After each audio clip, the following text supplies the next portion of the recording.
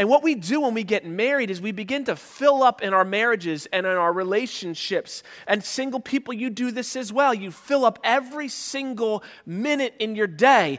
And if you can imagine your life as a piece of paper, what you're doing is you're starting on the left side of the sheet of paper, all the way to the left, on the very edge, and you're writing out, if you could write out everything you're doing in your life, you're living your life from the left side all the way to the right side. You write right through the margins. And so when something comes along that disturbs your life, an emergency, a bill, an argument, you go over the edge. Because you're living these beyond the margins of life.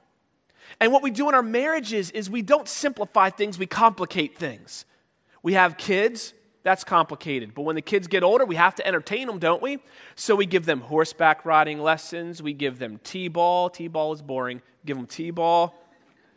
You think that's a good idea when you sign up, and then it ends up not being a good idea. T-ball, you do the football, you do the cheerleading, you do the school activities. Some of your kids are on 5 and 6 different teams. Then you've got your full-time job where you're working 60 to 70 hours, some of you just even working the 40 hours is enough. Your wife is working just to pay for the daycare. You never see your kids. They never see you. They're calling somebody else mommy and daddy. And we live these busy, busy lives. And when it comes time to serve God, our only response is shame and guilt because we have all this other stuff in our lives. That's not being fruitful. God said, I want you to subdue the earth.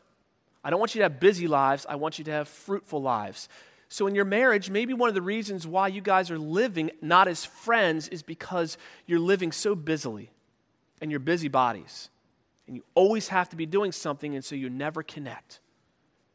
And maybe one of the practical things you could take home from the scriptures today, what needs to go in our life?